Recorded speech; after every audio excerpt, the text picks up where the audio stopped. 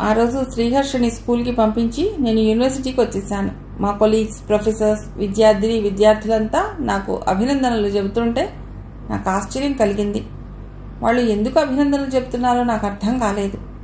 అప్పుడు university registrar Subbarao గారు వచ్చి, సమీరా, నీ నవల అస్తిత్వంకు బుకర్స్ ప్రైజ్ వచ్చినట్లు ఇప్పుడే కేంద్ర మానవ వనరుల అభివృద్ధి మంత్రిత్వ శాఖ నుండి మెసేజ్ వచ్చింది.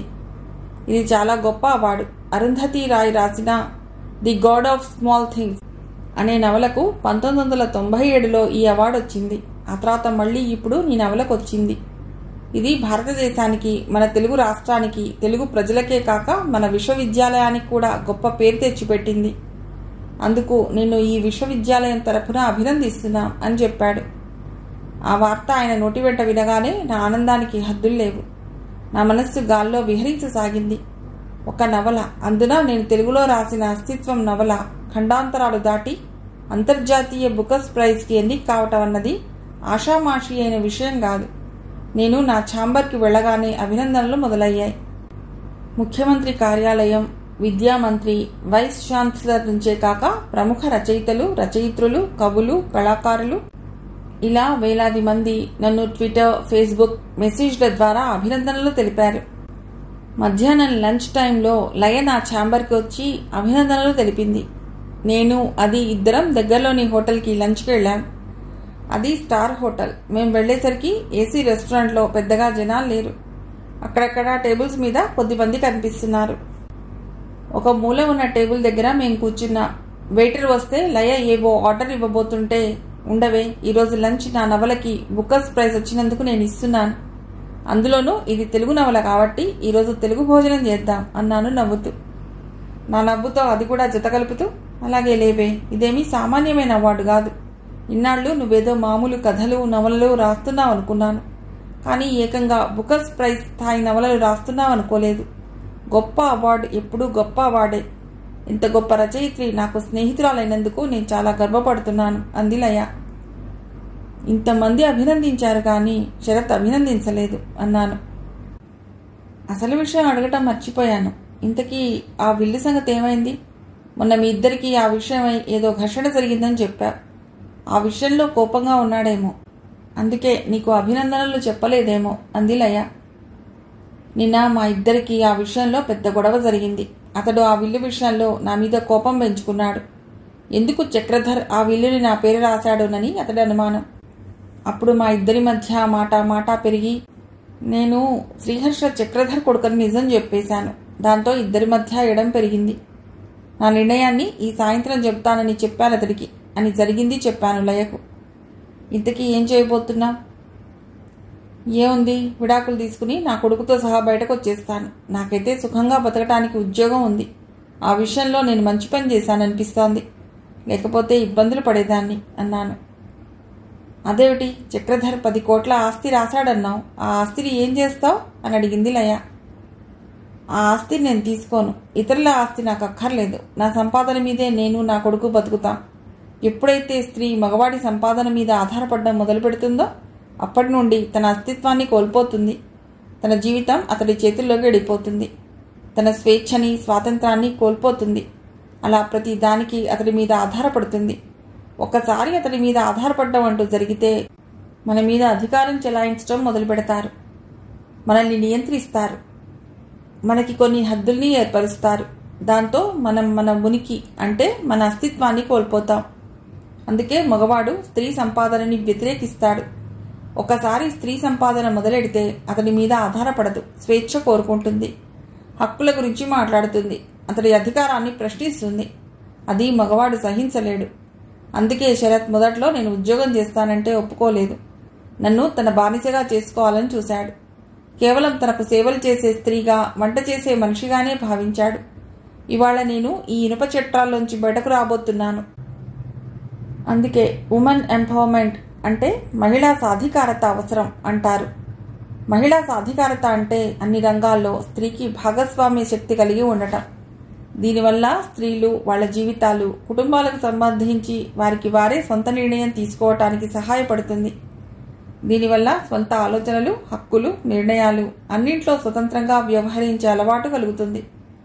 మన దేశంలో పేదరికం, నిరక్షరాస్యత, హింస వంటివి దానికి అవరోధంగా ఉన్నాయి. విద్యావంతులు, సంపాదనా పరులు చక్కటి అవగాహన, ధైర్యంతో సొంత నిర్ణయాలు తీసుకుంటారు.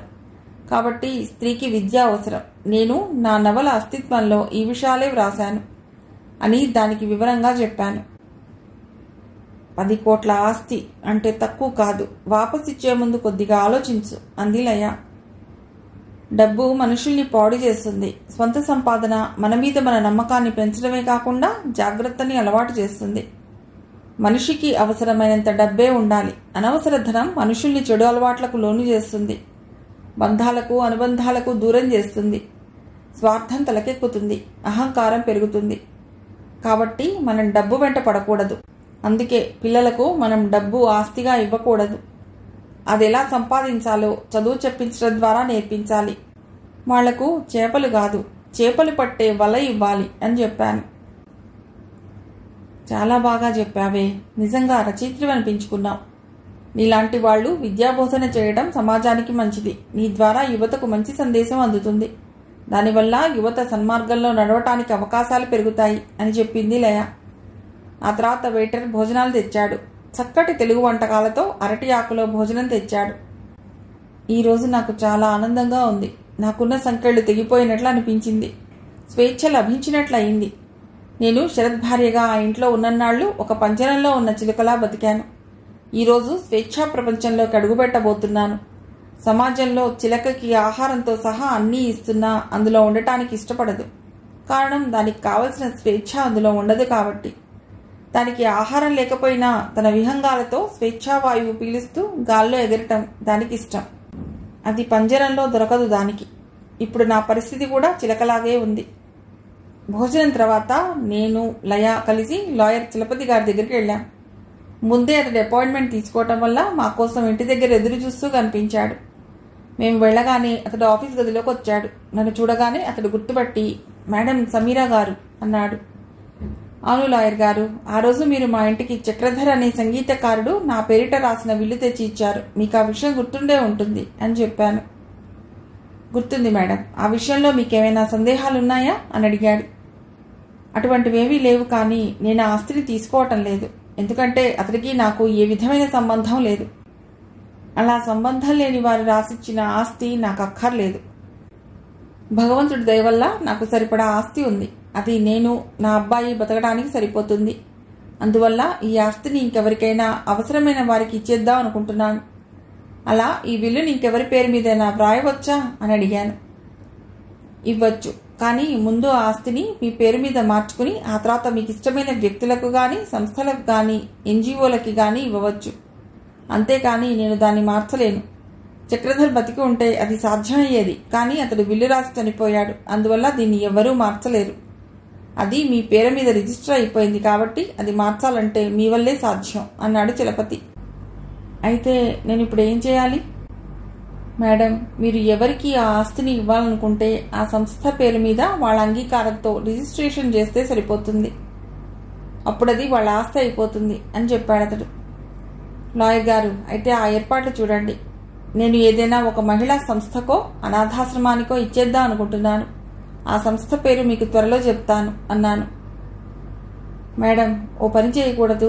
మీరే ఒక ట్రస్ట్ పెట్టి ఆ ట్రస్ట్కి ఆ ఆస్తిని బదలాయించి దాని పేరు మీద మీరు పేద మహిళలకు, అవసరం ఉన్న మహిళలకు సేవ చేయొచ్చు కదా.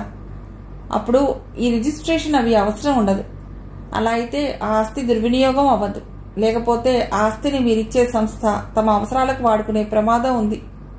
ఎప్పుడైతే ఆస్తిని మీరు వాళ్ళకి బదలాయించారో దాని మీద మీరు హక్కుని కోల్పోతారు. అప్పుడు మీరు చేయగలిగిందేమీ ఉండదు. కాబట్టి ఆలోచించుకుని ఏ పనైనా చేయండి. ఆస్తి మీ చేతుల్లో ఉంటే అది అవసరమైన వాళ్లకు, బాధాసర్పదష్టులకు చేరుతుంది. అప్పుడు ఆ ఆస్తి సార్థకం అవుతుంది అన్నాడు లాయర్ చలపతి. వెంటనే లయ కూడా, సమీరా, లాయర్ గారు చెప్తున్నది సహేతుకంగా ఉంది. ట్రస్ట్ పెడితే ఆ ఆస్తి సద్వినియోగం అవుతుంది అని చెప్పింది. నాకు లాయర్ గారు చెప్పిన సలహా సరియైందనిపించింది. ఒక ట్రస్ట్ ఏర్పరిచి దానిలో లయను కూడా ఒక సభ్యురాలిగా చేస్తే ఇద్దరం కలిసి పేద మహిళలకు సహాయం చేయవచ్చు అని నాకు అనిపించింది. ఆ తర్వాత ఇద్దరం ఇంటికి వచ్చేశాం. ఆ సాయంత్రం లయని పిలిచాను. నేను చెప్పిన ప్రకారం శరత్కి ఆ రోజు సాయంత్రంలోగా నా నిర్ణయం చెప్పాలి. అప్పుడు లయ కూడా ఉంటే బాగుంటుందనిపించి దాన్ని పిలిచాను. 8 గంటలకి శరత్ హాల్లోకి వచ్చాడు. నేను శ్రీహర్షని నా బెడ్రూమ్లోకి వెళ్ళిపోమ్మని చెప్పాను. వాడు మా మాటలు వింటే బాగుండదని అలా చెప్పాను. నేను లయ అదే సమయంలో హాల్లోకి వచ్చాం.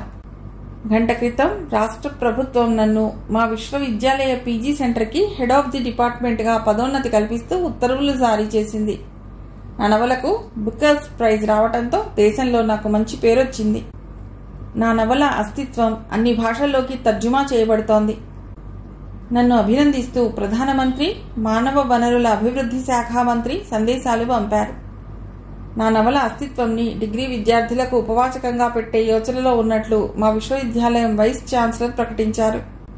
నాకిప్పుడు సంతృప్తిగా ఉంది. వ్యక్తిగత జీవితంలో పెద్దగా సఫలం కాకపోయినా మిగతా రంగాల్లో మరీ ముఖ్యంగా రచయిత్రిగా, విద్యార్థులకు పాఠాలు చెప్పే గురువుగా నేను బాగా సఫలమయ్యాను. మేమిద్దరం హాల్లోకి వచ్చేసరికి నా కోసం శరత్ ఎదురు చూస్తూ కనిపించాడు. సమీరా, ఏ నిర్ణయం తీసుకున్నావు? నీ నిర్ణయం గురించి ఎదురు చూస్తూ ఉన్నాను అన్నాడు. నా నిర్ణయం సరే, ఇంతకీ నీ నిర్ణయం ఏమిటి? నీ ఆలోచన ఏమిటి? అది చెప్పు అన్నాను. ఎంతసేపు నా నిర్ణయం అని అడుగుతున్నాడు తప్ప తన నిర్ణయం ఏంటో చెప్పడు. అది కూడా సొంతంగా తీసుకోలేడు. తప్పు చేసింది నువ్వే నిర్ణయం తీసుకోవాలి. నేనేం తప్పు చేయలేదు శరత్. అలా అయితే నీకెందరో అమ్మాయిలతో సంబంధాలు ఉన్నాయి. మరి నువ్వు తప్పులు చేసినట్లు కాదా? అవి తప్పులు కావా? నిలదీస్తూ అడిగాను. మగవాడు ఎన్ని చేసినా చెల్లుతుంది. అయినా నీలా వాళ్లతో నేను పిల్లల్ని కనలేదు, అంతవరకు రానివ్వలేదు కోపంతో అన్నాడు శరత్. పిల్లలను కనలేదు అంటున్నావు, దానికి కారణం నాకు తెలుసు. నువ్వు ఇంపార్టెంట్వి, అంటే నపుంసకుడివి. నీకు పిల్లలు పుట్టరు, అందుకే పిల్లల్ని కనలేదు. అది ఆ స్త్రీల లోపం కాదు, నీ లోపం. నీకు పిల్లలను కనే వీలుంటే ఎందన్నో కనేవాడివి. కానీ దేవుడు నీకు ఆ లోపం పెట్టి మంచి పనే చేశాడు. లేకపోతే నీ అన్యాయానికి ఎందరో బలి అయిపోయి ఉండేవారు అన్నాను అతడిని క్రీగంట చూస్తూ. వెంటనే నా వైపు శరత్ కోపంగా చూశాడు. సమీరా, ఇది మన స్వంత వ్యవహారం, ప్యూర్లీ పర్సనల్. మన మధ్య నీ స్నేహితురాలు లయగారెందుకు? దయచేసి ఆవిడని వెళ్ళిపోమని చెప్పు అన్నాడు. దాన్ని ఉండని శరత్. దానికి తెలియకపోవటానికి మన మధ్య ఏమంత రహస్యాలేమీ లేవు, ఉండకూడదు కూడా. ఈ రోజుతో ఇంటితో నాకున్న 15 సంవత్సరాల బంధం తెగిపోబోతోంది. అలాగే నీతో కూడా. ఇక మన మధ్య రహస్యాలేమిటి? రేపటి నుండి ఆ మాటకొస్తే ఈ క్షణం నుండి నీకు నాకు ఏ సంబంధం లేదు. ఏదో త్వరలో అఫీషియల్గా విడాకులు తీసుకునే వరకు ఉండే కాగితం బంధం తప్ప. నేను మొన్ననే ఈ నిర్ణయం తీసుకున్నాను. నిన్ను మాజీ భర్త అని చెప్పుకునేందుకు కూడా నాకు ఇష్టం లేదు అన్నాను. అంటే నాతో విడిపోవాలని నిర్ణయం తీసుకున్నావు అన్నమాట అన్నాడు శరత్. అతడి కళ్ళు ఎర్రగా మండిపోతున్నాయి. నేను లేనప్పుడు నీకు పిల్లాడెలా పుట్టాడని అడిగినప్పుడే ఆ నిర్ణయం తీసుకున్నాను. అది సరే, నువ్వు అమ్మాయిలతో తప్పు చేసి కూడా నేను మగవాడినని, అలా చేయటం తప్పు కాదని నీకు నువ్వే ఒక సర్టిఫికేట్ ఇచ్చేసుకున్నావు. మగవాళ్ళు ఎందరి స్త్రీలతోనైనా సంబంధాలు పెట్టుకుని పిల్లల్ని కనవచ్చు. కానీ స్త్రీలు కేవలం భర్తలతోనే కనాలి అని ఏ చట్టం చెబుతున్నది శరత్? ఏ, నువ్వేదైనా కొత్త చట్టం రాశావా? పిల్లాడు పుట్టిన తర్వాత వాడిని చూసి వాడి కళ్ళు నాలాగే ఉన్నాయి, వాడి మొహం అచ్చం నా పోలికే, వాడి ముక్కు నాదే అని ఎలా అన్నావు? నేను వాడు నా బిడ్డ కాదని చెప్పగానే అవన్నీ నీవి ఎలా కాకుండా పోయాయి చెప్పు? నీకు పిల్లలు పుట్టే అవకాశం లేదని తెలిసి కూడా ఎలా తండ్రినయ్యానని అందరికీ గర్వంగా చెప్పుకున్నావు? అంటే నీ మగతనాన్ని లోకానికి చాటదామనా? నేను మగవాడినే అని సమాజాన్ని మభ్యపెట్టడానికా అన్నాను. అంటే నువ్వు తప్పు చేయలేదని నీకు నువ్వే సర్టిఫికేట్ ఇచ్చుకుంటున్నావా? అలా నువ్వు చెబితే సరిపోతుందా? నిజం తెలీదా అన్నాడు శరత్. మిస్టర్ శరత్, 12 సంవత్సరాల క్రితం జరిగిన ఓ చిన్న పొరపాటు కారణంగా అది జరిగింది. నువ్వేమో నేను వ్యభిచారిణి అని అనుకుంటున్నావు. భార్యాభర్తల మధ్య ఉండవలసింది ట్రస్ట్, నమ్మకం. ఆ ట్రస్ట్ నాకుండబట్టే నీకు ఆ రోజు నిజం చెప్పాలని విశ్వ ప్రయత్నం చేశాను. నా వల్ల తప్పు జరిగింది అని ఏడుస్తూ చెప్పాను కూడా. నువ్వు వినకపోతే నేనేం చేయను? అయినా వాడు నీ కొడుకు కాదని నీకెలా తెలిసింది? నేను చెప్పబట్టేగా. నేనే గాని చెప్పకపోతే నీకెప్పుడూ ఆ నిజం తెలిసేది కాదు. అది కేవలం నేను మాత్రమే చెప్పగలిగే నిజం. నిజం చెప్తే నా జీవితానికి నష్టం కలుగుతుందని తెలుసు, అయినా చెప్పాను. ఎందుకో తెలుసా? నేను చేసింది తప్పు కాదు గనక. పొరపాటున జరిగింది. తప్పు వేరు, పొరపాటు వేరు. మనస్ఫూర్తిగా చేసేది తప్పు. లోకంలో అమ్మ అన్నది నిజం. ఎందుకంటే స్త్రీ నవమాసాలు మోసి కంటుంది. తండ్రి అన్నది అమ్మ చెబితేనే తెలిసేది, కేవలం అమ్మ చెబితేనే. అమ్మ అన్నది నిజం, తండ్రి అన్నది నమ్మకం. నేనే తప్పు చేసి తప్పించుకోవాలంటే నువ్వు రాకముందే అబార్షన్ చేయించుకునేదాన్ని. ఆ ఉత్తరాన్ని ఎప్పుడో చించిపారేసేదాన్ని. అప్పుడు నీకు నిజం ఎలా తెలిసేది చెప్పు? జీవితాంతం నువ్వు నిజం తెలియకుండానే ఉండేవాడివి. కానీ నేను అలా చేయలేదు అన్నాను. అదే చేయవలసింది. అప్పుడు నేను నా సొంత పిల్లలకి తండ్రి అయ్యేవాణ్ణి అన్నాడు శరత్. అలా నేను అబార్షన్ చేయించుకుంటే నేను శాశ్వతంగా తల్లిని కాకపోయి ఉండేదాన్ని. నాలో లోపం లేకపోయినా లోకం చేత గొడ్రాలిగా ముద్ర వేయించుకుని ఉండేదాన్ని. ఎందుకంటే నీకు పిల్లలు పుట్టే అవకాశం లేదు. You are unimportant mister Sarath Chandra. నపుంసకుడివి. అయినా ఆ విషయం దాచిపెట్టి నన్ను మోసం చేసి పెళ్లి చేసుకున్నావు. ఆ రోజు అతడితో ఆ పొరపాటు జరక్కపోయి ఉంటే నువ్వు చేసిన మోసం వల్ల శాశ్వతంగా తల్లిని కాకుండా పోయేదాన్ని. అమ్మతనానికి దూరం అయ్యేదాన్ని. నా స్తన్యాన్ని నా పిల్లాడికిచ్చే భాగ్యం లేకుండా పోయేది.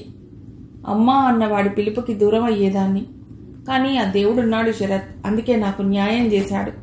అది పొరపాటు కావచ్చు, నీ దృష్టిలో మహాపరాధం కావచ్చు, అక్రమ సంబంధమని ముద్దుగా పిలుచుకోను వచ్చు.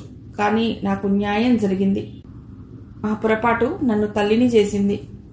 కడుపు తీపిని రుచి చూపింది. స్త్రీకి దేవుడిచ్చిన జన్మ హక్కైన మాతృత్వాన్ని ప్రసాదించింది అన్నాను. ఈ రోజుల్లో తల్లి కావాలంటే ఎన్నో మార్గాలు వచ్చాయి. ఐయుఎఫ్ లాంటి పద్ధతులు వచ్చాయి. పురుషుడు లేకుండా కూడా గర్భధారణ జరగవచ్చు. అదేం పెద్ద గొప్ప పనేం కాదు అన్నాడు శరత్ వ్యంగ్యంగా. కేవలం డబ్బే అన్నిటికీ మూలమని నమ్మే నీలాంటి మగవాళ్లకు అన్నీ అలాగే కనిపిస్తాయి. కేవలం తన వల్ల నేను గర్భం ధరించి వాణ్ణి కన్నందుకు చక్రధర్ 10 కోట్ల ఆస్తిని ఇచ్చాడు. అంటే అది మమకారం. వాణ్ణి చూడాలని మన ఇంటికి వచ్చాడు. కానీ నీ మీద ఉండే ప్రేమ, అభిమానంతో ఆ రోజున వాణ్ణి వెళ్ళిపోమ్మన్నాను. కేవలం మనకి బయోలాజికల్గా పుట్టే వాళ్లే మన పిల్లలనుకోవటం సంకుచితం. అలా కాక ఆ సంకుచితత్వంలోంచి బయటకు వస్తే లోకమంతా మనదే. ఈ విశాల విశ్వం అందరిది. అందరూ మన పిల్లలే. అటువంటి విశాల భావాలు అలవరుచుకుంటే మనిషిలో స్వార్థం పోతుంది. నేను అన్న అహంకారం నశిస్తుంది. ఈ లోకంలో ఎవ్వరూ శాశ్వతం కాదు. కన్న తల్లిదండ్రుల దగ్గర నుండి మధ్యలో వచ్చిన భర్త, పుట్టే పిల్లలు అంతా ఏదో ఒక రోజు దూరం అవ్వక తప్పదు. ఇది ఒక చేదు నిజం. ఆ పాటి దానికి నేను, నా పిల్లలు, నా ఆస్తి అన్న స్వార్థపు ఆలోచనలు దేనికి? అశాశ్వతమైన వాటి కోసం ఎందుకు అరులు చాచటం? కోరికలు దుఃఖానికి హేతువు అని చెప్పాడు గౌతమ బుద్ధుడు. ఈ స్వార్థానికి దూరంగా శృంఖలాలను వీడి. అందుకే నేను ఈ ఇంటి నుండి వెళ్ళిపోతున్నాను. రేపటి నుండి స్త్రీల కోసం, వాళ్ల సంక్షేమం కోసం, వాళ్ల అస్తిత్వం కోసం పాటుపడతాను. అదృష్టవశాత్తు ప్రభుత్వం నాకు ప్రొఫెసర్గా పదోన్నతి అందుకే కల్పించిందేమో. ప్రస్తుతం నేను నా అస్తిత్వాన్ని వెతుక్కుంటూ బయటకెళ్తున్నాను. భవిష్యత్తులో స్త్రీ అస్తిత్వం ఏమిటో, స్త్రీలు ఎలా జీవించాలో, వాళ్ళకి ఏ హక్కులు కావాలో నా రచనల ద్వారా చెప్తాను. విద్యార్థులను నా బోధనలతో చైతన్యపరుస్తాను. నేను, నాతో పాటు నా కొడుకు శ్రీహర్షను తీసుకెడతాను. నాకు పుట్టిన ఈ కొడుకు నీ దగ్గర పెరగటం న్యాయం కాదు. నువ్వు కాదు అంటే నిజాన్ని లోకానికి చెప్తాను. అప్పుడు నీ పరువే పోతుంది. ఆలోచించుకో అన్నాను. సమీరా, జరిగిందేదో జరిగిపోయింది. నీ నిర్ణయాన్ని నేను మనస్ఫూర్తిగా సమర్థిస్తున్నాను. శ్రీహర్షని నీతో తీసుకెళ్ళు. పిల్లలు తల్లి దగ్గర పెరగటమే మంచిది. అప్పుడే వాళ్లకు న్యాయం జరుగుతుంది. స్త్రీల కోసం నువ్వు చేయబోయే కృషి అనిర్వచనీయం. అది ఫలించాలని, నువ్వు విజయం సాధించాలని ఒక స్నేహితుడుగా, నీ మాజీ భర్తగా కోరుకుంటున్నాను. నేను నీకు ఒక విధంగా అన్యాయం చేసినా ఆ దేవుడు నీకు న్యాయం చేశాడు. నువ్వు తెలివైన దానివి, ముక్కుసూటి మనిషివి, మంచి తల్లివి, స్త్రీల హక్కుల కోసం పోరాడే ధీరవనితవి. నీకు మంచి జరగాలనే నా ఆశ. నీకెప్పుడు ఏ సహాయం కావాలన్నా కేవలం మాజీ భర్తలని కాక ఓ స్నేహితుడని భావించి నన్ను కోరితే తప్పక సాయం చేస్తాను అన్నాడు శరత్. ఆ అవసరం రాదనే అనుకుంటున్నాను శరత్. ఏదైనా ఘర్షణ వల్లే మనిషి ఎదుగుతాడని ఎక్కడో చదివాను. నేను ఈ ఇంటికి కోడలిగా రాకపోతే నా అస్తిత్వం గురించిన సమస్య తలెత్తి ఉండేది కాదేమో. కానీ ఇక్కడ నా అస్తిత్వం ప్రశ్నార్థకమైనందువల్ల నాలో సంఘర్షణ మొదలైంది. అప్పుడు అంతర్మథనం చెంది నేనేమిటో తెలుసుకోవాలనుకున్నాను. మనిషి ఏది కోల్పోతాడో దానికోసం వెతుకుతాడు. అప్పుడే అది దొరుకుతుంది. ఇప్పుడు నేను ఈ ఇంటిలోంచి బయటకు వెడుతున్నది కేవలం నా స్వేచ్ఛ, సంతోషాల కోసం కాదు, నా అస్తిత్వం కోసం.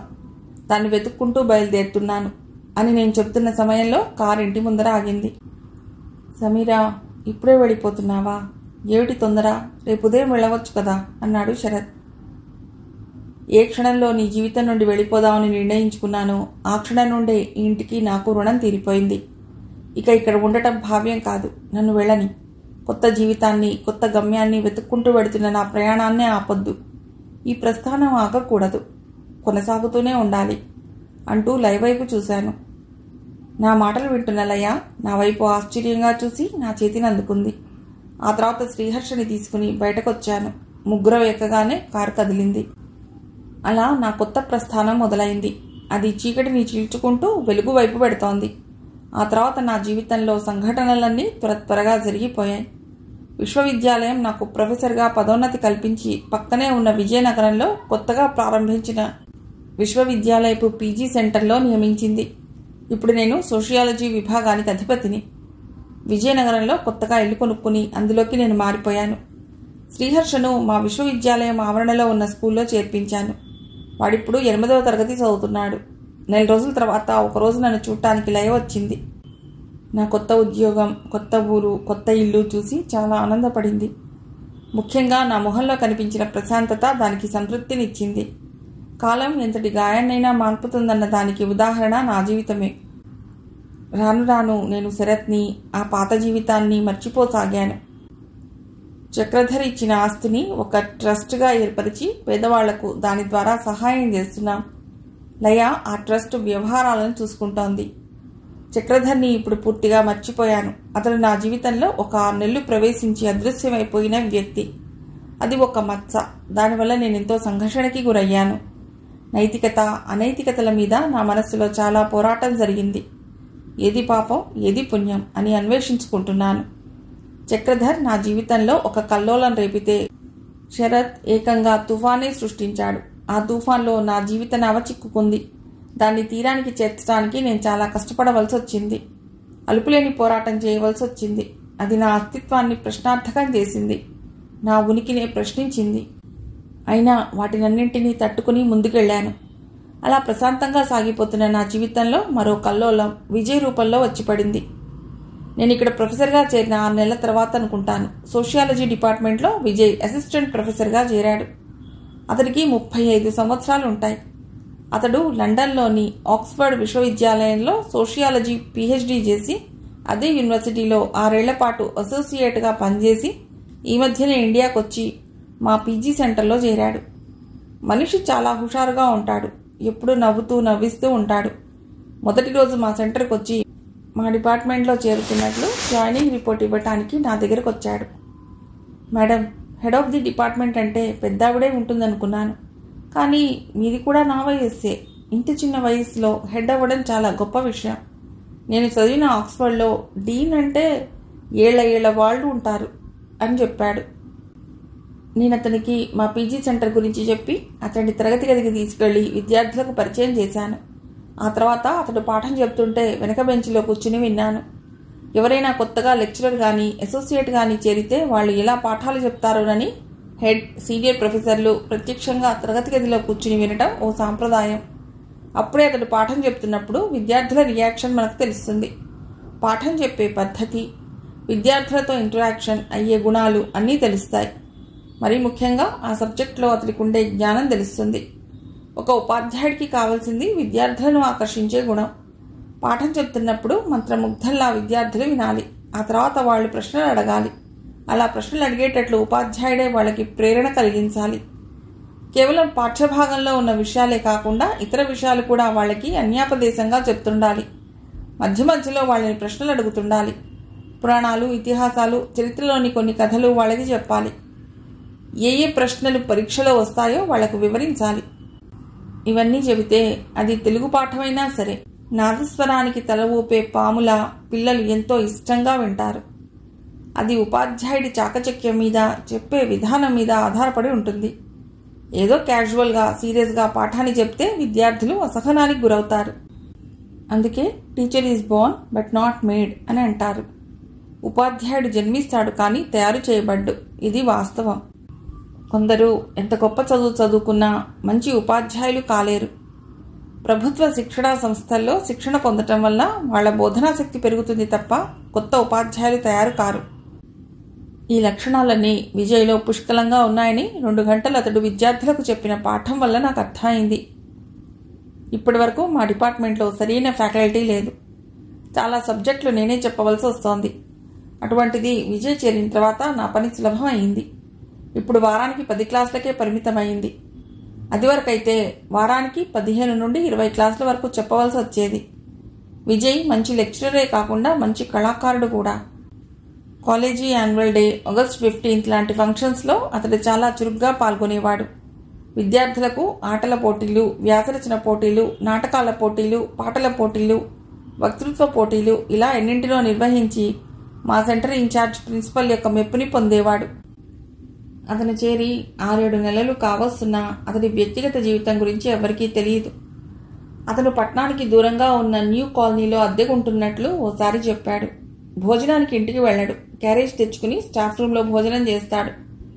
నేను కూడా పరీక్షల సమయంలో భోజనం స్టాఫ్ రూమ్లోనే తినేదాన్ని. ఒకరోజు అతడు నాకు వంకాయ కూర తెచ్చి, మేడం, ఈ కూరని బ్రిటన్లో ఎక్కువగా వండుతారు అంటూ నాకు ఇచ్చాడు. నేను దాన్ని తిని, చాలా బాగుందండి, మీ శ్రీమతి బాగా వండుతారా అని అడిగాను. మేడం, ఈ కూరని నేనే వండాను అని చెప్పాడు. మరి మీ శ్రీమతి అని ఆశ్చర్యంగా అడిగాను. లేదు అని చెప్పి అతడు వెళ్ళిపోయాడు. అతడి మాటలు నాకు ఆశ్చర్యం కలిగించాయి. 4 రోజుల తర్వాత శ్రీహర్ష పుట్టినరోజు నాడు ప్రొఫెసర్లను, లయను ఇంటికి డిన్నర్కి పిలిచాను. దానికి విజయ్ తన కూతురు ప్రియతో కలిసి వచ్చాడు. ఆమె 2వ తరగతి చదువుతున్నదని చెప్పాడు. అక్కడికి వచ్చిన మా ప్రొఫెసర్లు మీ శ్రీమతిని ఎందుకు తీసుకురాలేదని ప్రశ్నిస్తే అతడు సమాధానం చెప్పకుండా దాటవేశాడు. నాకెందుకో అతడు భార్య విషయంలో ఏదో దాస్తున్నాడు అనిపించింది. అయినా నేను ఆ విషయాన్ని అతడితో ప్రస్తావించలేదు. ఆ సమయంలో అడిగి అతన్ని ఇబ్బంది పెట్టదలుచుకోలేదు. 2 రోజుల తర్వాత నేను సాయంత్రం కారులో ఇంటికి బయలుదేరుతున్న సమయంలో బయట గేట్ దగ్గర కనిపించాడు విజయ్. నేను కారు ఆపగానే, మేడం, కారు రిపేర్కి ఇచ్చాను, ఆటో కోసం చూస్తున్నాను అన్నాడు విజయ్. ఎక్కండి, మీ ఇంటి దగ్గర డ్రాప్ చేస్తాను అని కార్ డోర్ తెరవగానే ఆయన ఎక్కాడు. 10 నిమిషాల్లో అతడి ఇంటికి చేరుకుంది కార్. నేను అతడిని దించి బయలుదేరబోతుంటే, మేడం రండి, టీ తాగి వెడుదురు గాని అని చెప్పాడు. నాకు ఇష్టం లేకపోయినా అతడి కోరికను మన్నించి లోపలికి వెళ్ళాను. అప్పుడే అతడి కూతురు ప్రియా స్కూల్ నుండి వచ్చింది. లొకాలిటీ బాగుంది, అన్ని ఇళ్ళు అక్కడక్కడా విసిరేసినట్లు ఉన్నాయి. నన్ను హాల్లో కూర్చోబెట్టి లోపలికి వెళ్ళాడు విజయ్. కొద్ది నిమిషాల తర్వాత వంట మనిషి అనుకుంటాను మాకు టీ తెచ్చింది. ఇల్లంతా నిశ్శబ్దంగా ఉంది. అక్కడ నిశ్శబ్ద వాతావరణం చూసిన తర్వాత నాకెందుకు అక్కడ ఉండబుద్ధి కాలేదు. నేను లేచి నిలబడి బయలుదేరబోతుంటే, మ్యామ్ రండి, బయట కూర్చుని మాట్లాడుకుందాం, మీతో కొన్ని విషయాలు చెప్పాలి అన్నాడు విజయ్. నేను ఆశ్చర్యపోతూ అతడి వైపు చూశాను. అతడు నన్ను తీసుకుని బయట ఉన్న చెట్ల కింద కుర్చీల దగ్గరకు తీసుకెళ్లాడు. బయట వాతావరణం ప్రశాంతంగా ఉంది. చల్లటి గాలి వీస్తోంది. ఇద్దరం కూర్చున్న తర్వాత అతడు చెప్పడం మొదలెట్టాడు. నేను లండన్, ఆక్స్ఫర్డ్లో చదువుతున్నప్పుడు నాకు శుభప్రద పరిచయం అయింది. ఆమె తండ్రి అక్కడ ఇండియన్ ఎంబసీలో పనిచేస్తూ ఉండేవాడు. ఇద్దరిది ఒకే క్లాస్ కావటంతో మా స్నేహం పెరిగింది. నాకు ఫారెన్ వెళ్ళటం అదే మొదటిసారి కావటం. శుభప్రద చాలా కాలం నుండి అక్కడే ఉండటం వలన నాకు ఆమె అక్కడ ఉన్న ఎన్నో ప్రదేశాలను చూపించేది. నాకు తెలియని ఎన్నో విషయాలను చెప్తూ ఉండేది. అలా మా స్నేహం సంవత్సరం తర్వాత చిగురించి మొగ్గతొడిగింది. కొన్నాళ్లకు ప్రేమ సుమంగా పరిణామం చెందింది. అలా మా చదువు పూర్తయ్యేసరికి మా ప్రేమ పూర్తి పక్వానికి వచ్చింది. అదే సమయంలో నాకు ఆక్స్ఫర్డ్లో లెక్చరర్గా ఉద్యోగం వచ్చింది. ఆ ఉద్యోగం రావటానికి కూడా శుభే కారణం. వాళ్ళ నాన్నగారికి చెప్పి నాకు ఉద్యోగం వచ్చేటట్లు చేసింది. ఈలోగా మా తల్లిదండ్రులు ఆంధ్రాలో మంచి సంబంధాలు వస్తున్నాయని ఇంటికి వచ్చి చూసి నచ్చితే పెళ్లి చేస్తామని చెప్పటంతో నాకు ఏం చేయాలో తోచలేదు. ఒక పక్క నేను, శుభప్రద ఒకరికొకరం పీకల్లోతు ప్రేమలో కూరుకుపోయి ఉన్నాం. ఇంకో పక్క మా తల్లిదండ్రులు పెళ్లి చేసుకోమని తొందర పెడుతున్నారు. ఏం చేయాలో తోచని సమయంలో శుభప్రద ఒకరోజు నాతో మా పెళ్లి ప్రస్తావన తెచ్చింది. నిజానికి నేనే ఆ విషయాన్ని ఆమెతో చెప్దామని అనుకున్నాను. కానీ వాళ్ళది డబ్బున్న కుటుంబం. వాళ్ళ నాన్నగారు పెద్ద ఆఫీసర్ కావటంతో అలా అడగటానికి నేను భయపడ్డాను. ఒకవేళ నేను తొందరపడి ఆమెతో పెళ్లి విషయం ప్రస్తావిస్తే ఆమె రియాక్షన్ ఎలా ఉంటుందో నాకు తెలియదు. ఒకవేళ మేమిద్దరం ఇష్టపడ్డా వాళ్ళ నాన్నగారు ఇష్టపడతారో లేదో తెలియదు. ఆ సంశయంతో నేను ఆమెతో మా పెళ్లి విషయాన్ని ప్రస్తావించలేదు. కానీ కాగల కార్యం గంధర్వులు తీర్చినట్లు ఆమె ఆ విషయాన్ని అడగటంతో మా పెళ్లికి మార్గం సుగమం అయ్యింది. అందుకే నా తల్లిదండ్రుల ముందు ఒప్పుకోకపోయినా ఆ తర్వాత మా పెళ్లికి ఒప్పుకున్నారు.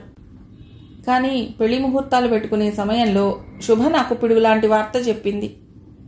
పెళ్లి మీద తనకు సదభిప్రాయం లేదని, పెళ్లి వల్ల అనవసరమైన బంధాల్లో ఇరుక్కోవలసి వస్తుందని, అందుకోసం సహజీవనం చేద్దామని చెప్పింది. ఆమె మాటలకు నేను ఆశ్చర్యపోయాను. మా వాళ్ళు అసలు దానికి ఒప్పుకోలేదు. నేను ఆ విషయాన్ని ఆమెకు చెప్తే పెళ్లి అన్నది ఇద్దరికీ అనవసర బైండింగ్ అవుతుందని, అదే సహజీవనం అయితే ఎవ్వరికి ఎప్పుడు ఇష్టం లేకపోతే వాళ్ళు స్వేచ్ఛగా ఏ చట్టం అవసరం లేకుండా బయటకు వచ్చే అవకాశం ఉంటుందని, అదే వివాహంలో అయితే విడాకుల కోసం కోర్టుల చుట్టూ లాయర్ల చుట్టూ సంవత్సరాల తరబడి తిరగవలసి ఉంటుందని చెప్పింది. కానీ నేను వివాహం గొప్పతనం గురించి ఆమెకు చెప్పాను. అది మన హిందువులకు పవిత్రమైనదని, పెద్దల సమక్షంలో చేసుకునే వివాహానికి ఒక పవిత్రత ఉంటుందని, ఆ దంపతులకు సమాజంలో ఎంతో గౌరవం ఉంటుందని, అదే సహజీవనాన్ని హిందూ సమాజం హర్షించదని ఎన్నో విధాలుగా చెప్పి చూశాను. అప్పుడు ఆమె కొన్నాళ్లు సహజీవనం చేసి ఆ తర్వాత పరస్పర అంగీకారంతో వివాహం చేసుకుందామని చెప్పటంతో ఇహ తప్పక నేను ఆమెతో సహజీవనానికి ఒప్పుకున్నాను. మొదట్లో అది బాగానే ఉన్నా రాను రాను సమస్యలు మొదలయ్యాయి. మొదట్లో పిల్లలు వద్దనుకున్నాం. కానీ ఓ చిన్న పొరపాటు వల్ల శుభప్రద గర్భం దాల్చి మాకు ప్రియ పుట్టింది. ప్రియ పుట్టిన తర్వాత నేను వివాహం చేసుకుని బంధాన్ని శాశ్వతం చేసుకుందామని చెప్పినా ఆమె వినలేదు. ప్రియకు సంవత్సరం వచ్చిన తర్వాత శుభ నడుపుతున్న వ్యాపారంలో ఒక సమస్య రావటంతో నష్టాలు ప్రారంభమయ్యాయి. దాంతో ఆమె ఒత్తిడికి గురైంది. ఆమెను వ్యాపారంలో పార్ట్నర్ మోసం చేయడంతో ఆమె 50 కోట్ల రూపాయలు కట్టవలసి వచ్చింది. కానీ మా దగ్గర అంత డబ్బు లేదు. అప్పుడు శుభని సురేంద్ర వర్మ అనే వ్యాపారవేత్త ఆదుకున్నాడు. అలా ఆ సమస్య నుండి ఆమె బయటపడింది. నేను శుభతో ఆ వ్యాపారాన్ని మానేసి హాయిగా ఉద్యోగం చేసుకోమని చెప్పినా వినలేదు. ఆ తర్వాత శుభ ఆ సురేంద్ర వర్మ వల్ల పడింది. అతడు ఆమెకెన్నో మాయమాటలు చెప్పి లోబరుచుకున్నాడు. వాడి వల్ల మా మధ్య గొడవలు మొదలయ్యాయి. నేను శుభప్రదతో ప్రియని చూసైనా వాడితో సంబంధాన్ని తెంచుకోమని చెప్పాను. కానీ ఆమె వాడి డబ్బుకి ఆశపడి ప్రియని నా దగ్గర వదిలేసి వాడితో సహజీవనం చేయటానికి వెళ్ళిపోయింది. ఆ తర్వాత అక్కడ ఉండటం ఇష్టం లేక ప్రియని తీసుకుని ఇక్కడికి వచ్చేసాను. ఇది నా కథ అని అతడి గురించి చెప్పాడు. అతని మాటలు విన్న తర్వాత నాకు ఆశ్చర్యం కలిగింది. మానవ సంబంధాలు ఇంత దిగజారిపోయాయో అనిపించింది. అక్కడ నుండి భారమైన గుండెతో ఇంటికి బయలుదేరాను. ప్రపంచీకరణ మన సాంప్రదాయాలను పాడు చేస్తోంది. దానివల్ల మంచి చెడు రెండూ ఉన్నా మనం చెడునే ఎక్కువగా స్వీకరిస్తున్నాం. రాను రాను స్త్రీ పురుష సంబంధాల్లో విపరీతమైన మార్పులు చోటు చేసుకుంటున్నాయి. ఈ కాలం మహిళలు పెళ్లి అనే చట్టంలో ఇరుక్కునేందుకు ఇష్టపడటం లేదు. స్త్రీలు 100 సంవత్సరాల నుండి కోల్పోయిన స్వేచ్ఛని కోరుకుంటున్నారు. ఇది పురుషాధిక్యత సమాజం కాబట్టి పెళ్లి వల్ల వాళ్ళు ఎక్కువగా స్వేచ్ఛని కోల్పోతున్నారు. అందుకే సహజీవనం వైపు మొగ్గు చూపుతున్నారు. కానీ అది సమాజం మీద బాగా ప్రభావితం చూపుతోంది. అయినా ఆ మార్పుని ఎవ్వరూ అడ్డుకోలేరు. ప్రపంచం ముందుకు వెళ్ళవలసిందే. ఇంటికి వచ్చి నా పనుల్లో మునిగిపోయినా నాకు విజయ్, అతడి కూతురు ప్రియా గుర్తుకొస్తున్నారు. కనీసం శుభప్రద కూతురి గురించైనా ఆలోచించి ఉండవలసిందనిపించింది నాకు. కాలం భారంగా గడుస్తోంది. ఒకరోజు విజయ్ నా దగ్గరికి వచ్చి, మేడం, రేపు ఆదివారం ఇంటికి దగ్గరలో చింతపల్లి బీచ్ ఉంది. అక్కడ సముద్రం చాలా అందంగా ఉంటుంది, వస్తారా అని అడిగాడు. నేను చాలా రోజుల నుండి యూనివర్సిటీలో పాఠాలు చెప్పటం, ఇల్లు తప్ప ఎక్కడికి వెళ్ళలేదు. అందుకని యాంత్రికంగా ఉంది. అతడితో వస్తానని చెప్పాను. మన్నాడు పిల్లలతో కలిసి బీచ్కి వెళ్ళారు. సముద్ర కెరటాలు ఉవ్వెత్తున ఎగిసిపడుతూ ఒడ్డుకి వస్తున్నాయి. ఆ ప్రదేశం ప్రశాంతంగా ఉంది. తూర్పు సంధ్య కిరణాలు సముద్రంపై పరావర్తనం చెందుతున్నాయి. ఎదురుగా ఉన్న బండరాళ్లను కెరటాలు ఉధృతంగా ఢీకొట్టి ఉవ్వెత్తున ఎగిసిపడి తమ అస్తిత్వాన్ని చాటుకుంటున్నాయి. ప్రియా, శ్రీహర్ష ఇద్దరూ దూరంగా కూర్చుని సముద్రాన్ని చూస్తూ కూర్చున్నారు. కెరటాల వేగానికి దూరంగా జాలర్ల పడవలు ఎగిసిపడుతూ కనిపించసాగాయి. విజయ్ ఎదురుగా ఉన్న బండరాళ్ల మీదకెళ్లి సముద్రాన్ని చూస్తున్నాడు. అప్పుడప్పుడు కెరటాలు ఎగిసిపడుతూ అతన్ని తడిపేస్తున్నాయి. అతడు నన్ను చూసి, మేడం ఇక్కడికి రండి, కెరటాల జోలిని దగ్గరగా చూడవచ్చు అన్నాడు. నేను భయపడుతూనే ఆ రాళ్ల మీదకి ఎక్కాను. దూరంగా నీలాకాశం, సముద్రం కలిసే రేఖ కనిపిస్తోంది. అక్కడ ఎర్రటి సూర్యబింబం సముద్రానికి బొట్టులా కనిపిస్తోంది. మేడం, ఈ కెరటాలను చూస్తుంటే మీకేమనిపిస్తోంది అని అడిగాడు విజయ్. ప్రతి ఎలా తీరాన్ని చేరాలని వేగంగా ఒడ్డుకు వచ్చి మళ్లీ వెనక్కి వెళ్ళిపోతుంటుంది. అయినా అవి నిరాశ చెందకుండా తీరాన్ని చేరటానికి ప్రయత్నిస్తూనే ఉంటాయి. వాటిని చూస్తుంటే నిరంతరం సమస్యలతో పోరాటం చేయాలన్న స్ఫూర్తి కలుగుతుంది అన్నాను. ఎగిసే అలకు అలుపు ఉండదు, ఎదసవ్వడికి గెలుపు ఉండదు. అల తీరం చేరదు, దాని కోరిక తీరదు, కానీ పోరాటం ఆపదు. ఎదమాట వినదు, దాని గమ్యం మారదు. అది ఎవరికీ అర్థం కాదు. అలసవ్వడి, ఎద అలజడి ఎవరికీ అర్థం కాని గడినుడి అన్నాడు విజయ్. బాగా చెప్పారు కవిత్వం. కానీ వాటి కోరికలు తీరవు. ఆరాటం ఉబలాటమే తప్ప ఫలితం శూన్యం. వాటి ఆశ ఎప్పటికీ నెరవేరదు, మిగిలేది నిరాశే అన్నాను. కానీ పోరాటం తప్పు కాదు, ఆరాటపడటం ఆశ కాదు. నిరంతరం ప్రయత్నిస్తూ ఉండటమే వాటి నైజం, అదే వాటి బలం అన్నాడు విజయ్. సముద్రం ఒక ప్రవళిక, అంటే ఓ పజిల్. అది ఎవరికీ అర్థం కాదు. అది ఎన్నింటినో తనలో దాచుకుంటుంది. పైకి అమాయకంగా కనిపించినా లోపల అంతులేని లోతు ఉంటుంది. అంతరాళంలో బడబాగ్ని ప్రవహిస్తూ ఉంటుంది. అందుకే దాన్ని అర్థం చేసుకోవడం చాలా కష్టం అన్నాను. సముద్రాన్ని స్త్రీతో పోల్చవచ్చు. రెండూ ఎవరికీ అర్థం కావు. రెండూ లోతైన వాళ్ళు, రెండూ గంభీరమైనవే అన్నాడు విజయ్ నవ్వుతూ. స్త్రీ బుద్ధి ప్రళయాంతకః అని మీ మగవాళ్ళు అన్నారు. బహుశా మీరు చెప్పినట్లు స్త్రీని సముద్రంలా భావించేలా అన్నారేమో. సముద్రం తనలో ఎన్నింటినో దాచుకుని పైకి అమాయకంగా కనిపిస్తుంది స్త్రీలా. దాని కెరటాలు తీరం వరకే వచ్చి వెనక్కి వెళ్ళిపోతాయి. అంటే ప్రతి దానికి ఒక హద్దు ఉండాలని అది సూచిస్తుంది. అది హద్దు దాటితే ప్రళయమే. స్త్రీ కూడా తన హద్దు దాటితే ప్రపంచం తట్టుకోలేదు. స్త్రీ తనలో ఎన్నో దాచుకుని గుంభనంగా ఉంటుంది. పురుషుడిలా బయటపడదు. అందుకు స్త్రీని సముద్రంతో పోలుస్తారు అన్నాను నేను వివరిస్తూ. చాలా బాగా చెప్పారు సమీర గారు. సముద్రం మీద నుండి చల్లటి మలయ సమీరం వీస్తూ ఆనందం కలిగిస్తోంది మీలాగే అన్నాడు విజయ్. అతడి మాటలు నాకు ఆశ్చర్యం కలిగించాయి. సమీర గారు, ఎప్పుడూ మేడం అని పిలిచే నేను ఇలా పిలుస్తున్నానని ఏమీ అనుకోకండి. అందమైన పేరుండగా మళ్ళీ మేడం ఎందుకని ఇలా పిలిచాను. సముద్రం, స్త్రీ ఒకేలా ఉంటారని ఎందుకన్నానంటే మిమ్మల్ని చూసే. 8 నెలల నుండి మిమ్మల్ని గమనిస్తున్నాను. మీరెప్పుడూ బయటపడరు. మీ విషయాలు ఎవరికీ తెలియవు. అందరితో స్నేహంగా ఉంటూనే ఎడంగా ఉంటారు. మీ సర్కిల్లోకి ఎవరిని రానివ్వరు. మీరెవరికీ అర్థం కారు. అందుకే మీరు ఒక సముద్రం అన్నాడు విజయ్. నా పేరు మలయ సమీర. చిన్నప్పుడు అందరూ అందమైన పేరని అంటూ ఉంటే ఎంతో మురిసిపోయేదాన్ని. కానీ నా జీవితంలో జరిగిన కొన్ని చేదు ఘటనల వల్ల నేను ఎవరికీ మలయ సమీరాన్ని కాలేకపోయాను. బడబాగ్నినే కురిపించాను. నా వల్ల ఎవరూ సుఖపడలేదు, నేను సుఖపడలేదు. చిన్నప్పుడు నేను కూడా కడలి తరంగంలా ఉండేదాన్ని.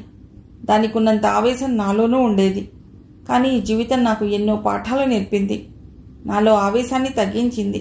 అందుకే నడి మధ్యలో ఉన్న సముద్రంలా గంభీరంగా మారిపోయాను. నిజంగా నేను ప్రవళికనే, ఎవరికీ అర్థం కాను. అర్థమయ్యే అవకాశం ఎవరికీ ఇవ్వను అన్నాను. నేను ఆ మాట అంటున్నప్పుడు ఒక అల ఎగిసిపడుతూ వచ్చి మా ఇద్దరిని తడిపేసింది. మళ్ళీ అది పలుచబడి వెనక్కి వెళ్ళిపోవటంతో నేను ఊపిరి పీల్చుకున్నాను. చూశారా దానికి ఎంత ఆవేశమో. బహుశా దాని గురించి అన్నారని కోపం వచ్చి ఉంటుంది అన్నాడు విజయ్ నవ్వుతూ. కెరటం తన గమ్యాన్ని ఎప్పుడూ మార్చుకోదు. అది దాని పట్టుదలని సూచిస్తుంది. ఎన్ని బాధలొచ్చినా పోరాడాలన్నది దాని ధ్యేయం. అందుకే అలా నాకు స్ఫూర్తి అన్నాను. సమీర గారు, చాలా రోజుల నుండి మీతో ఒక విషయం చెప్పాలని అనుకుంటున్నా. మీ గంభీరతను చూసి భయపడిపోయి చెప్పలేకపోయాను, ధైర్యం చేయలేకపోయాను. మీరెప్పుడూ మీ హద్దుల్లో ఉంటూ నన్ను హద్దుల్లో ఉంచారు. కానీ ఈరోజు ఎలాగైనా చెప్పాలనే నిర్ణయించుకుని ఇక్కడికి తీసుకొచ్చాను. ఇటువంటివి ఎప్పటికైనా చెప్పక తప్పదు, లేకపోతే అది లోపల దహించి వేస్తుంది అన్నాడు విజయ్. నేను అతడి మాటలకు ఆశ్చర్యపోయాను. ఏం చెప్తాడో నన్న ఉత్సుకతతో ఎదురు చూడసాగాను. సమీర గారు, మీరు నేను ఒకే పడవలో ప్రయాణిస్తున్న వాళ్ళం. మీరు జీవితంలో ఎదురుదెబ్బ తిన్నారు, నేను అంతే. మీరు సింగిల్ పేరెంట్, నేను అంతే. Birds of same feather flock together.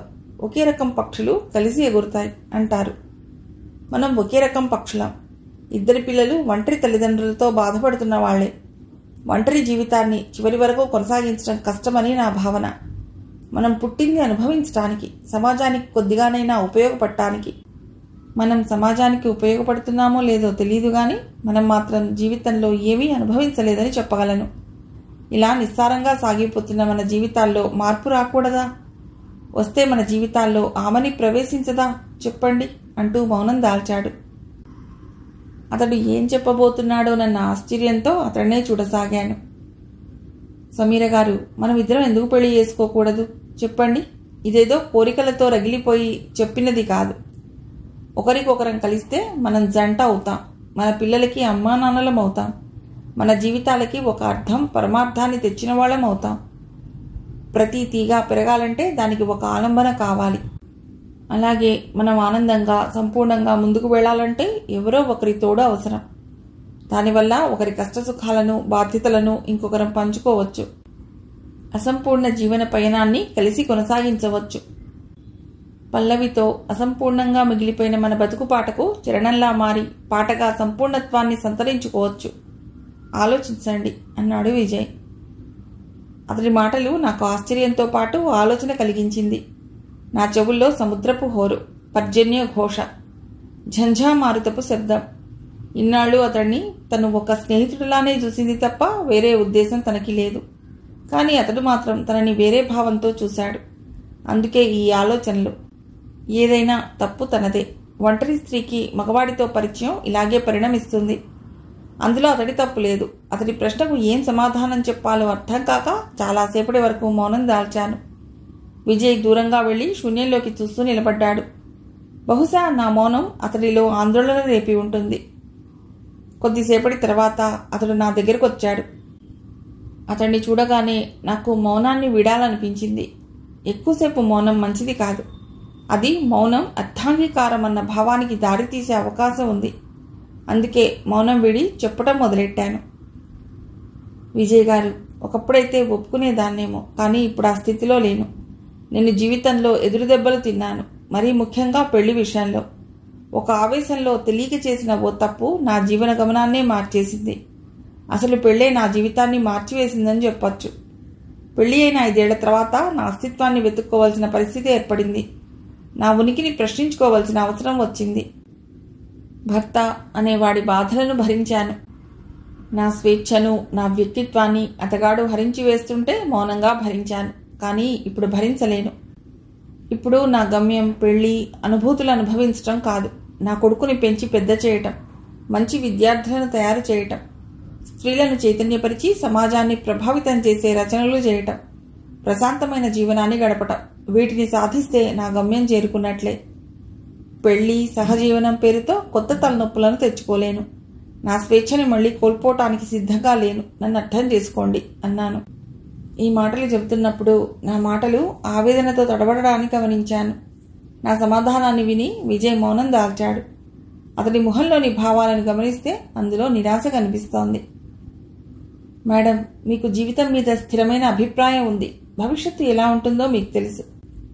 కోరుకున్న గమ్యాన్ని ఎలా చేరుకోవాలో అన్న విషయం మీద మీకు పూర్తి అవగాహన ఉంది. అందుకోసం మీరు ఒక పథకాన్ని ఎంచుకున్నారు. మళ్లీ పెళ్లి ద్వారా ఆ పథకాన్ని మార్చుకోవటానికి మీరు సిద్ధంగా లేరు. కానీ నా విషయం అలా కాదు. నేను ఒక స్త్రీ ద్వారా మోసపోవటం నిజం. కానీ భావి జీవితాన్ని ఆనందంగా గడపాలని నా కోరిక. జీవితం చాలా చిన్నది. అది మళ్లీ మళ్లీ మనకి దొరకదు. అటువంటప్పుడు నిరాశతో దాన్ని పాడు చేసుకోవటం తప్పని నా భావన. సృష్టిలో మానవ జన్మ చాలా గొప్పదని ఆంథ్రోపాలజిస్టులు చెప్తారు. నిరామయ, నిరాసక్త జీవనం జీవితాన్ని నరకం చేస్తుందని నా అభిప్రాయం. అందుకే మీలాంటి గొప్ప స్త్రీతో జీవితాన్ని పంచుకోవటం అనేది ఒక వరంగా భావిస్తాను. నాతో పెళ్లి లేదా సహజీవనం వల్ల మీకు ఆనందం కలక్కపోవచ్చు, కానీ నాకెంతో సంతృప్తి కలుగుతుందని నేను మనస్ఫూర్తిగా నమ్ముతున్నాను. కాబట్టి నా కోరికను కాదనకుండా తీరుస్తారని ఆశిస్తున్నాను అన్నాడు విజయ్. నా గమ్యం, నా ఆలోచనలు, నా భావాలు వేరు విజయ్. అటువంటి నాతో జీవితాన్ని పంచుకుంటే నువ్వు జీవితాన్ని ఆనందించలేవు. సరికదా, మరింత విషాదాన్ని మూటగట్టుకుంటావు. ఇంకో ముఖ్య విషయం, ఇప్పుడు మా అబ్బాయి హర్ష 8వ తరగతి చదువుకుంటున్నాడు. ఇప్పుడు నేను పెళ్లి చేసుకుంటే నా జీవితంలో ప్రవేశించిన వ్యక్తి నన్ను భార్యగా స్వీకరిస్తాడు. కానీ నా కొడుకుని అలా స్వీకరించలేడు.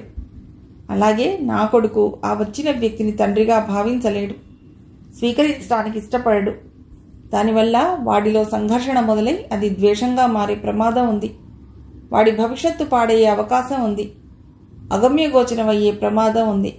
ఇప్పటికే భర్తకు దూరమై వాడిని తండ్రి లేని పిల్లవాడిని చేసిన నేను మళ్ళీ ఈ పెళ్లి ద్వారా వాడికి తల్లిని కూడా దూరం చేయలేను. దయచేసి నన్ను అర్థం చేసుకో. నీకు భవిష్యత్తులో తగిన స్త్రీ భార్యగా రావాలని నేను మనస్ఫూర్తిగా కోరుకుంటున్నాను. దయచేసి ఈ విషయాన్ని మనసులోంచి తుడిచేసి నాతో రేపటి నుండి మామూలుగానే ఉండు. ఈ విషయాన్ని ఇప్పుడే మర్చిపో అంటూ పిల్లల దగ్గరికి వచ్చాను. ఆ తర్వాత మేము సాయంత్రం వరకు అక్కడే ఉండి ఇంటికి వచ్చాం. ఆ రోజుతో విజయ్ నా జీవితంలో ఒక సహచరుడిగా, స్నేహితుడిగా మిగిలిపోయాడు. సంవత్సరం తర్వాత అతడికి ఇంకో యూనివర్సిటీలో ప్రొఫెసర్గా ఉద్యోగం రావడంతో ఇక్కడి నుండి వెళ్ళిపోయాడు. కొందరు వ్యక్తులు మన జీవితంలోకి ఆకస్మికంగా వచ్చి అదృశ్యమవుతారనటానికి విజయ్ ఒక ఉదాహరణ. కాలచక్రం ముందుకు కదులుతున్నది, దానికి అలుపు ఉండదు.